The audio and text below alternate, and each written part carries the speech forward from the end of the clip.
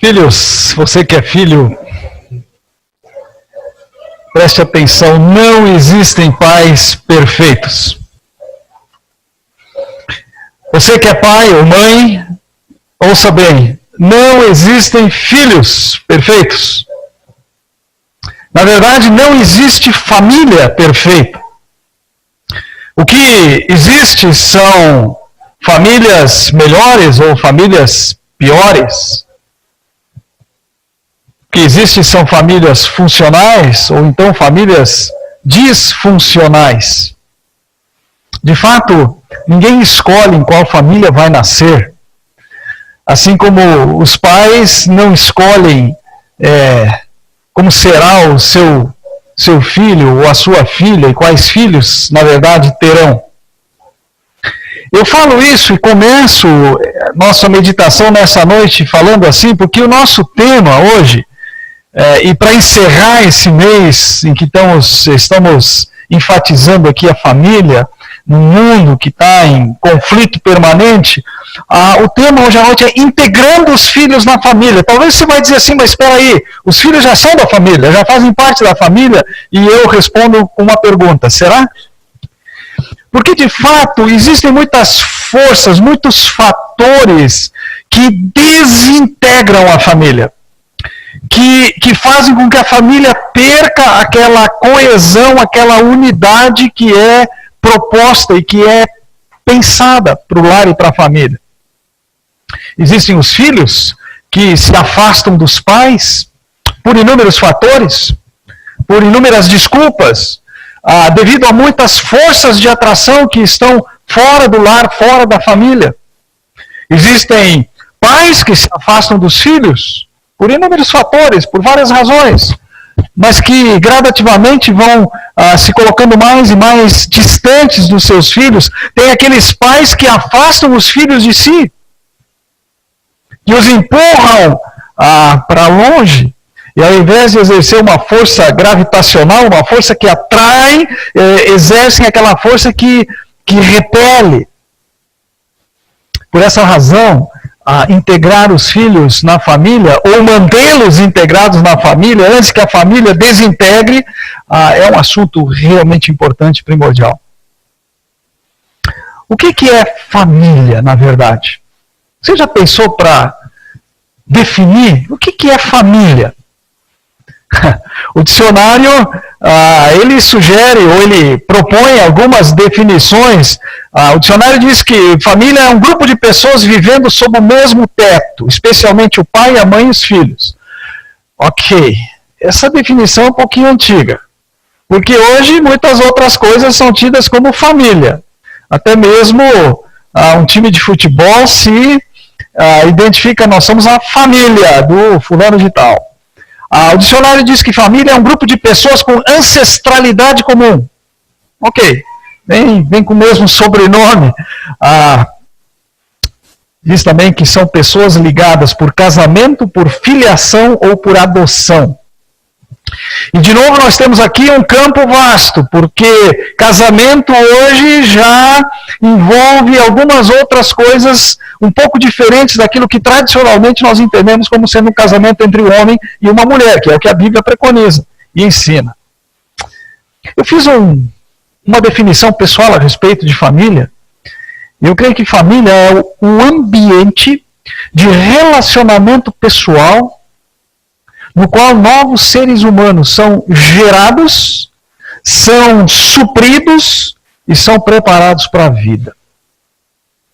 Uma família que é constituída de um homem e de uma mulher que geram novos seres humanos, novas pessoas, e nesse ambiente de relacionamento pessoal ou de relacionamentos pessoais, esses novos seres humanos não são só gerados, mas eles são supridos, atendidos nas suas necessidades e são preparados para a vida.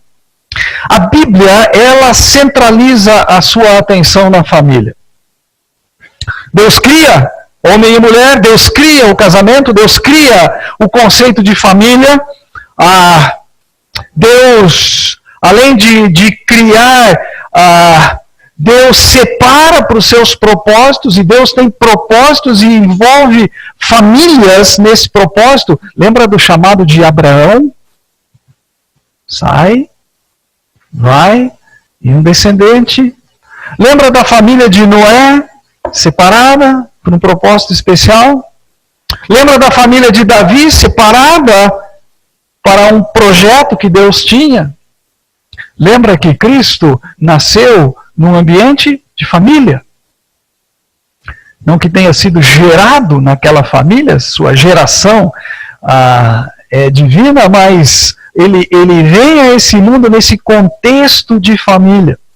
Deus estabelece a família como centro essencial, o centro essencial da formação e da preservação da fé e dos valores espirituais e dos valores morais que sustentam uma sociedade humana. Família. Esse é o lugar que Deus idealizou para que a fé seja repassada, para que os valores espirituais e os valores morais sejam passados de geração em geração. E são estes valores que sustentam não apenas uma família, mas que sustentam toda uma sociedade. Eu quero considerar com vocês hoje à noite um texto, é um texto bem antigo. Esse texto serviu como orientação e como direção para uma geração que estava em transição. Uma geração toda que estava em transição para uma condição de normalidade, de estabilidade. Eles vinham de uma situação de desestabilidade, uma condição anormal, irregular. E eles estão sendo introduzidos, preparados agora para uma situação normal, de estabilidade. E a orientação de Deus é dada para eles desta forma, de uma condição irregular para uma condição regular, de uma condição anormal para uma condição normal. E eles tinham que ser preparados, as famílias tinham que ser preparadas para isso. Esse texto está em Deuteronômio, capítulo 6, e eu gostaria que nós lêssemos dos versículos 4 até o verso 9. Deuteronômio, capítulo 6, versículos 4 até o verso 9. Eu tenho aqui a nova versão internacional, tem também a tradução século 21, e eu vou trabalhar com as duas aqui, porque eu acho que é importante nós entendermos bem essa passagem. Lendo na NVI, Deuteronômio capítulo 6, verso 4, diz o seguinte: ouça, ó Israel, o Senhor, o nosso Deus, é o único Senhor. Ame o Senhor, o seu Deus, de todo o seu coração, de toda a sua alma e de todas as suas forças. Que todas estas palavras que hoje lhe ordeno estejam em seu coração. Ensine-as com persistência aos seus filhos. Converse sobre elas, sobre essas palavras, quando estiver sentado em casa, quando estiver andando pelo caminho, quando se deitar e quando se levantar. Amarre-as como um sinal nos braços e prenda-as na testa. Escreva-as nos batentes das portas de sua casa e em seus portões. Talvez você estranhe um pouquinho os termos em que as coisas são colocadas aqui, as orientações da forma como são dadas aqui. Como é que eu faço para amarrar essas palavras na minha testa ou nos meus braços? Bom, a gente encontra formas, e os judeus encontraram muitas formas pelas quais eles fazem isso, com seus filactérios amarrados no braço esquerdo, então prendendo aquelas caixinhas com a palavra de Deus na sua testa, o Shema, ouve Israel, esse texto aqui. Mas eu gostaria de interpretar um pouco e de trazer esse texto contextualizando para as nossas realidades. Quero destacar e quero repetir aquilo que eu disse no início: filhos não escolhem em qual família vão nascer.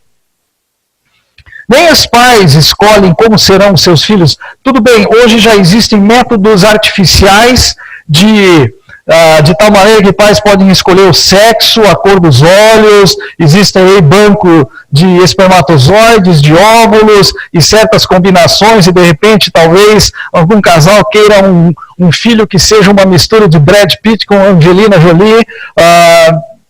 Mas o método natural de Deus, você não escolhe nem o sexo, você só fica sabendo isso várias semanas depois, e ainda assim restam dúvidas. Você não escolhe a personalidade, as características pessoais, não tem como escolher isso. Filhos não escolhem os pais e nem os pais escolhem como serão os seus filhos. De forma que eu quero fazer algumas considerações sobre este texto de Deuteronômio capítulo 6, relacionando a passagem bíblica com este que é o nosso tema, da integração dos filhos na família. E me parece que este conselho antigo da palavra de Deus, muito antigo, ele nos dá algumas chaves, ele nos dá algumas dicas aqui que são muito importantes serem levadas a sério. A primeira observação que eu gostaria de fazer é o seguinte: pais têm duas responsabilidades prioritárias na sua vida. Pais e mães, você tem duas prioridades essenciais, vitais na sua vida. A primeira destas prioridades é amar a Deus de todo o seu coração, de toda a sua alma, de todo o seu entendimento, com todas as suas forças. É isso que Jesus diz que é o primeiro e maior de todos os mandamentos. E está bem estabelecido aqui. Não apenas amar a Deus, mas guardar a palavra de Deus no seu coração. E a ideia aqui não é de decorar versículos, a ideia é de permitir que a palavra de Deus seja a bússola, seja a diretriz do seu andar diário. Amar a Deus, e porque ama a Deus, guarda a palavra, obedece a palavra. Quando o apóstolo João escreve as suas cartas finais, no final da sua vida, já bem velhinho, na segunda carta de João, no versículo 6, ele diz assim: e nisto consiste o amor, em que guardemos os seus mandamentos. Eu amo a Deus quando eu guardo os seus mandamentos. Eu amo a você quando eu guardo os mandamentos de Deus. Eu amo a minha família quando eu guardo os mandamentos de Deus. As ilustrações que Moisés escreve, nas palavras que ele ouviu de Deus e que ele transcreve no livro de Deuteronômio, estas ilustrações que ele usa aqui estão relacionadas com este guardar. Amarrar nos braços, prender na testa, escrever na porta, nos portões da casa, no batente da casa, é uma expressão visível daquilo que está lá dentro, do amor pelo Senhor, do respeito, pela obediência, pela consideração para com a palavra de Deus. A orientação central desse texto, eu diria, desta orientação para os pais está no versículo 6, que todas estas palavras que hoje lhe ordeno estejam em seu coração. Eu posso ser um perito no conhecimento da Bíblia. Eu posso poder interpretá-la com facilidade. Posso, inclusive, lê-la nos seus dialetos, nos seus idiomas originais. Mas se ela não estiver no coração, não serve para nada. Ainda que eu fale a língua dos homens e dos anjos, se não tiver amor pelo Senhor, isso é tudo barulho. Primeira responsabilidade dos pais: amar a Deus. Jesus disse que este é o primeiro e o maior dos mandamentos. Sendo um mandamento, uma ordem, implica em que eu preciso decidir obedecer a esse mandamento e tomar iniciativas de obedecê-lo. A responsabilidade, a minha ordem é dada, eu preciso responder, eu preciso reagir a essa ordem. De amar a Deus e de ter a sua palavra no meu coração e de demonstrar isso de todas as formas visíveis que sejam possíveis. Mas há uma segunda responsabilidade prioritária. E a NVI traduz assim: ensine-as com persistência aos seus filhos. Com persistência. Outra tradução fala incutir isso nos seus filhos.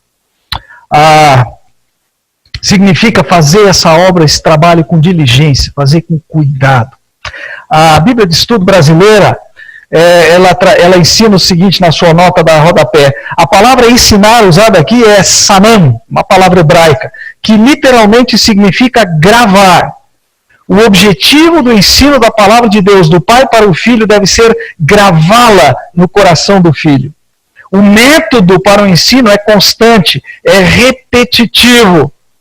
A luta de hoje é a luta de valores. Valores do mundo versus valores de Deus. E esta luta de valores mundanos e os valores divinos, ela começa desde cedo no coração da criança. Portanto, os pais devem tomar atitudes radicais para o ensino dos seus filhos. Ensina com persistência. Uma dedução possível de nós extrairmos desse texto aqui é que este ensino, ele se dá por palavras, mas ele também se dá por exemplo. Fala, ensina, andando pelo caminho, deitar ou levantar, o dia inteiro fala, mas guarda no coração e pratica.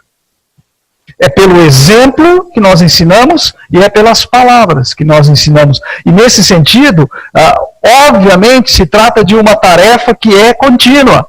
É uma tarefa que é demorada. Ela começa cedo e ela vai se prolongando durante anos. Durante anos. Abre, deixa em Deuteronômio e vem comigo para Gênesis capítulo 18, versículo 19. E talvez você vai identificar, ao ler esse versículo, que muitas e muitas vezes eu tenho usado esse texto no momento em que nós fazemos aqui a consagração de crianças, e que nós sempre consagramos os pais também, não só os bebês.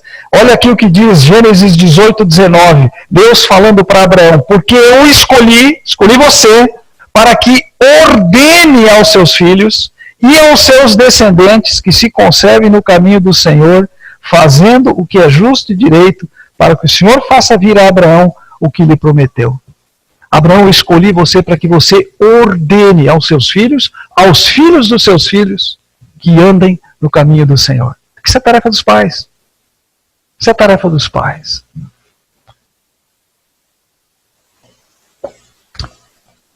Não é tarefa da igreja. A igreja ajuda. Não é tarefa do tablet. Ele pode ajudar. A tarefa é dos pais. Ensine com persistência.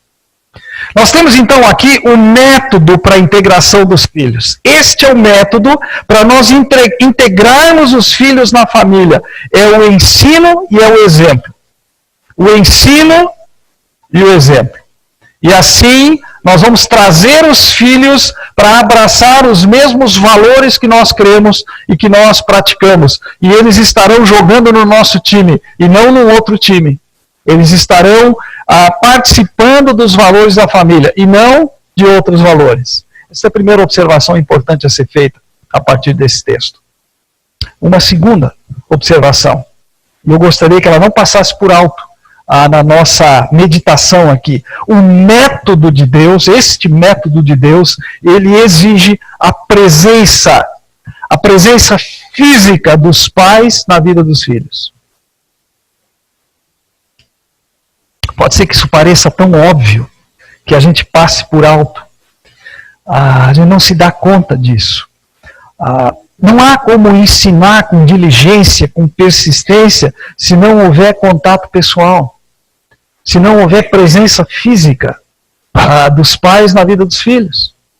Este ensino de Deus, esse método de Deus, ele não pode ser feito por Skype, nem por WhatsApp.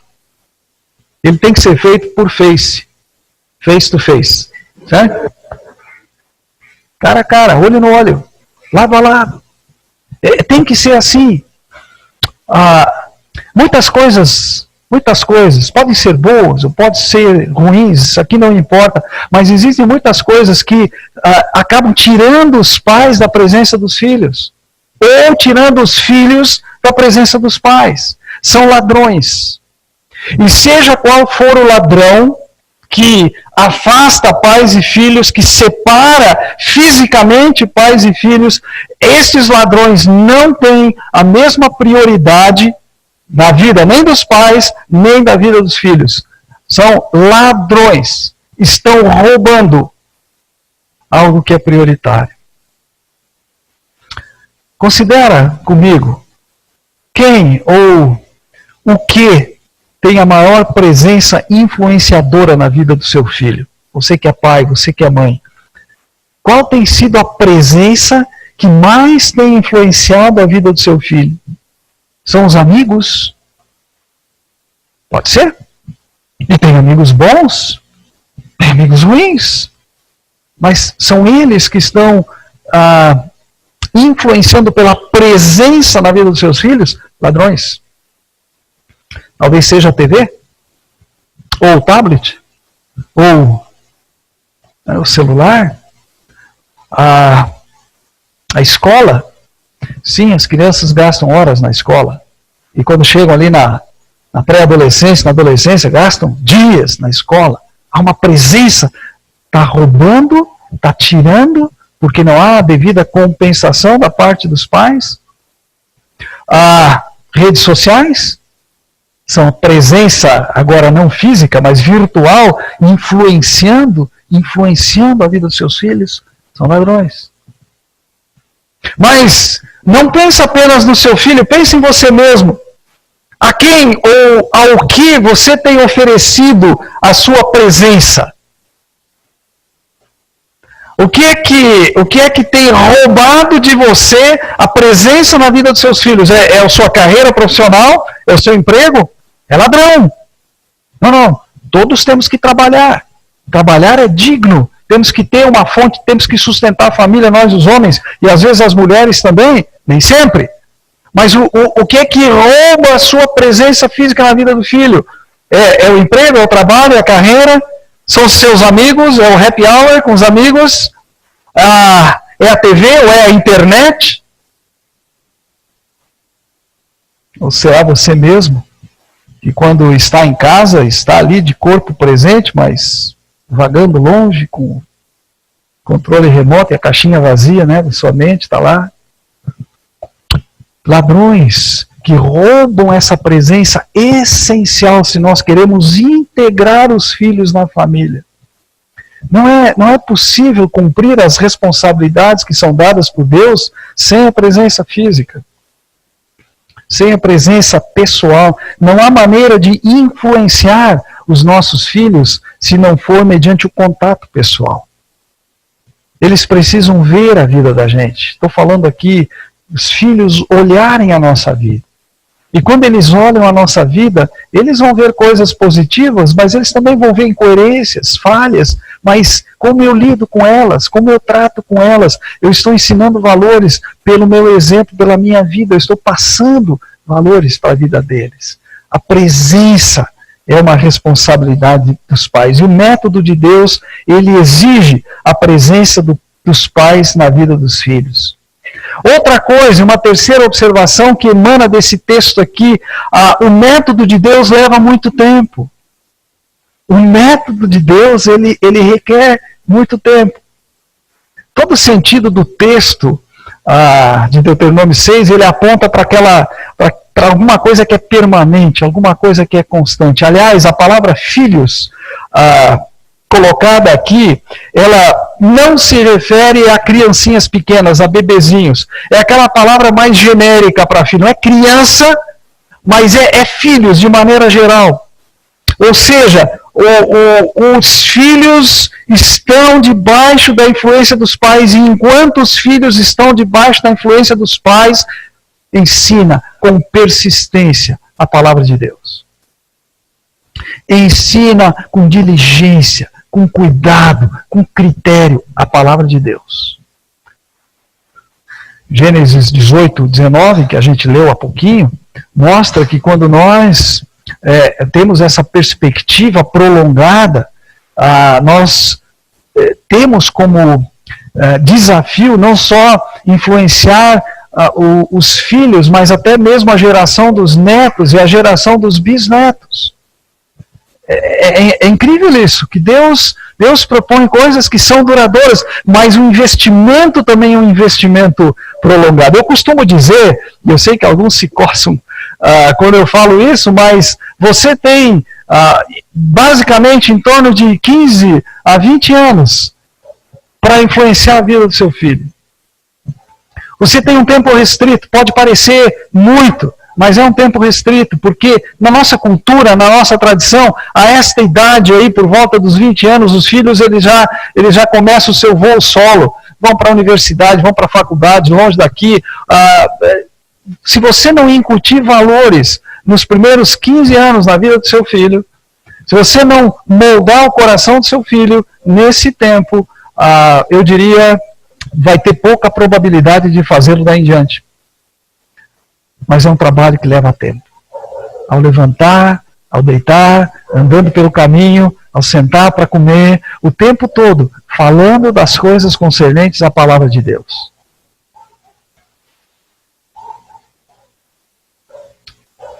Os filhos chegarão naquela idade em que eles terão as suas próprias escolhas, eles farão as suas próprias escolhas. E nesse tempo em que eles fazem as suas próprias escolhas, eles não só revelarão a sua natureza pecaminosa, mas eles também vão mostrar se nós conseguimos influenciá-los. Eles vão revelar se a nossa presença na vida deles ajudou-os, ensinou-os a amarem a Deus. A amarem a Deus. O problema que eu vejo na minha vida, e suponho que seja o seu desafio também, é que nós preferimos e valorizamos mais aquilo que é imediato. Tá? Nós gostamos de soluções rápidas, nós gostamos daquilo que dá pouco trabalho, nós preferimos aquelas soluções mágicas, mas em termos da educação, da criação, da integração dos filhos da família, fórmulas imediatas não funcionam. Troque a palavra imediato pelo conceito de permanente. Eu quero resultados permanentes. E para ter resultados permanentes, o investimento ele deve ser um investimento prolongado. Uma última observação que eu quero fazer a partir desse texto. Para o método de Deus funcionar, os pais precisam ser consistentes. O que eu quero dizer com isso? É que os pais, eles devem, de um lado, expor o seu coração. Eles precisam expor o seu coração. Estas palavras que hoje eu te ordeno, estejam em seu coração. Se é verdade, e eu creio que a boca fala daquilo que o coração está cheio, se nós expressamos, se nós expomos aquilo que está lá dentro, eu como pai, você como mãe, nós precisamos expor o nosso coração. Inclusive as nossas fragilidades, inclusive as nossas dúvidas, inclusive as nossas inquietações e até mesmo os nossos pecados. Porque os filhos, eles precisam compreender, eles precisam aprender conosco como é que se lida com isso biblicamente. Como é que eu faço quando eu erro, biblicamente? Como é que eu faço biblicamente quando eu erro, não biblicamente? Né? Como é que eu faço diante das minhas dúvidas? Como eu reajo naquelas situações que fogem ao controle, sobre as quais eu não tenho mais domínio? Como é que eu faço? Eu preciso expor o meu coração.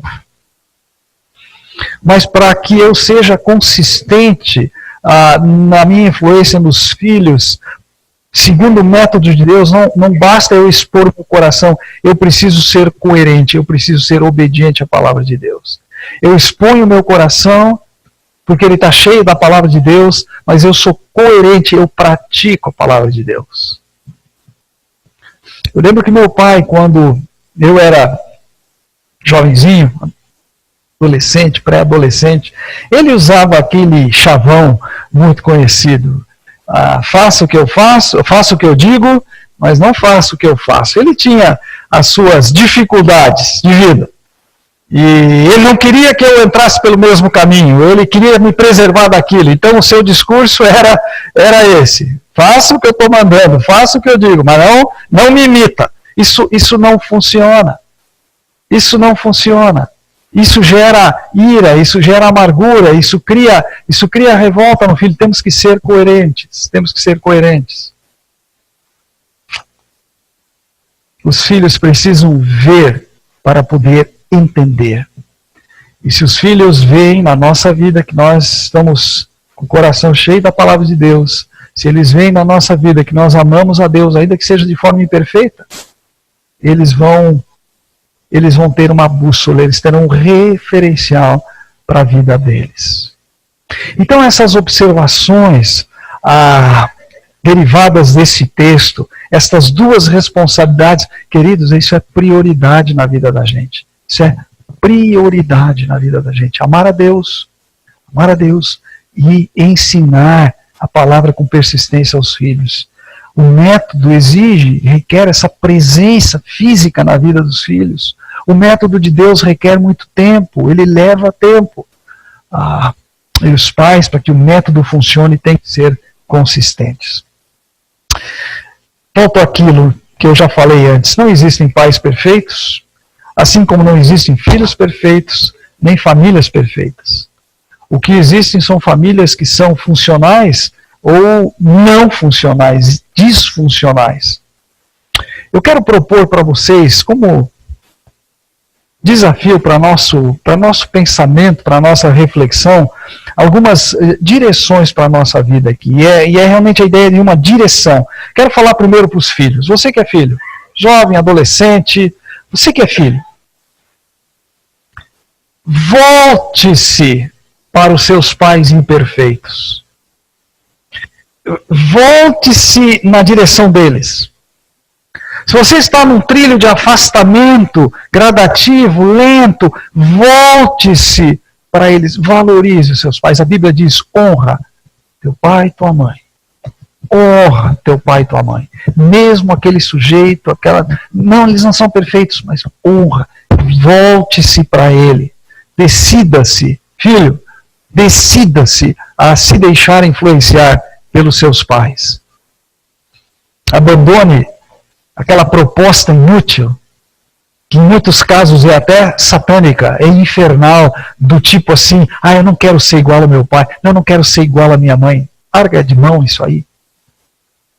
Você não precisa ser igual.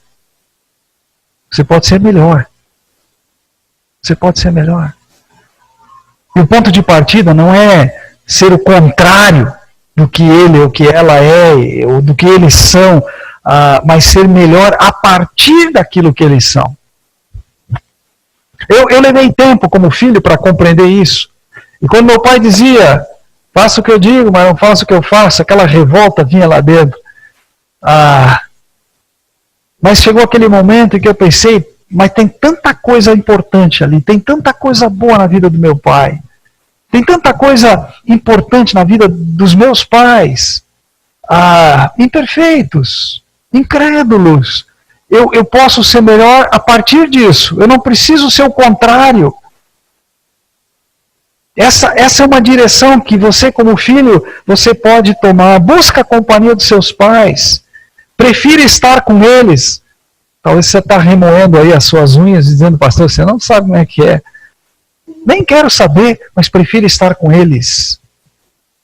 Prefira estar com eles. Se deixe influenciar pela vida deles. Se deixe influenciar pela presença deles. Permita que Deus incuta na sua vida, no seu coração, no seu caráter, algumas coisas.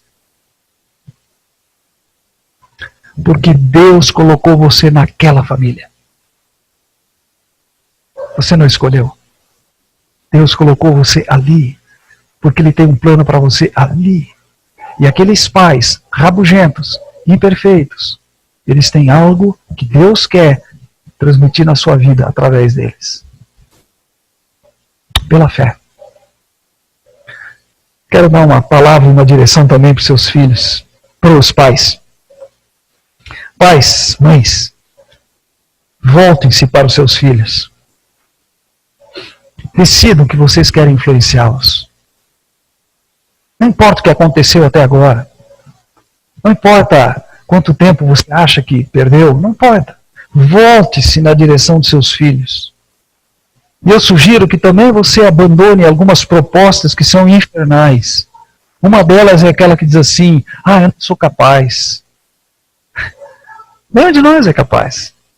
Quando você teve o seu filho, o primeiro pelo menos, você era absolutamente inexperiente na coisa. Você era amador nessa tarefa de ser pai e ser mãe. Mas, então, Abandone essa ideia, não, eu não consigo, eu não sou capaz. Abandone a ideia infernal de que agora não tem mais jeito. Tem.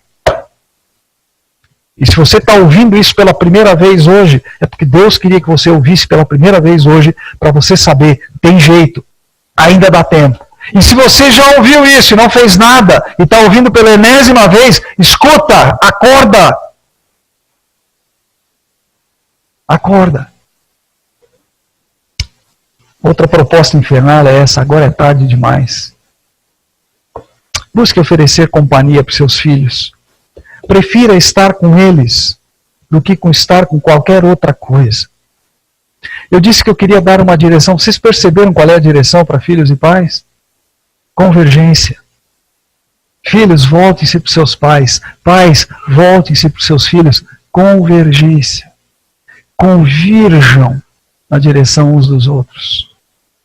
A família é o ambiente de relacionamento pessoal no qual novos seres humanos são gerados, supridos e preparados para a vida. E a família, e com isso eu quero encerrar, a família é onde o Senhor reina e onde o Senhor se manifesta. Família. É o que eu posso dizer hoje à noite. Mais que isso, compre o livro. Obrigado. Queria que você encarasse esse desafio não como uma brincadeira, não como uma palavra vazia, com a palavra de Deus. Muito antiga, muito antiga. Era uma geração que estava em transição. Era uma geração que estava saindo de uma situação de anormalidade, escravos, deserto, crises e mais crises, e eles agora iam para uma situação de normalidade. E a instrução de Deus é: pais, ensine os seus filhos com persistência. Tenha uma palavra de Deus no seu coração. Ensine os seus filhos. Ensine os seus filhos. É só dessa forma que nós podemos integrá-los na nossa família. Curva a sua cabeça e vamos orar. Diante da tua palavra, Senhor, nós nos curvamos. Não são filosofias educacionais, não são filosofias humanas, não são métodos pedagógicos humanamente produzidos que vão transformar ou vão integrar os nossos filhos na nossa família que quer andar nos teus caminhos. Esses métodos podem até ajudar, Senhor, mas o que importa realmente é pais comprometidos em ensinar a palavra de Deus para os seus filhos pelo exemplo e por suas palavras. Eu peço que o Senhor toque no coração dos filhos aqui presentes, especialmente aqueles que têm desenvolvido alguma forma de rebeldia no seu coração, de desânimo, talvez até justificado porque os pais não têm sido sensíveis ou têm produzido a ira nos seus corações, pode ser. Mas que por causa do Senhor, por causa da palavra do Senhor, estes filhos decidam algo que pode transformar a vida deles e a vida do seu lar, que é essa convergência, voltarem-se para os seus pais. Peço pelos pais e mães aqui presentes que talvez estejam trocando esta alta prioridade dada pela tua palavra por outras coisas, que certamente são coisas deste mundo, Senhor. Não tem valor eterno. Não agregarão nada na eternidade. Não conduzirão seus filhos para a eternidade.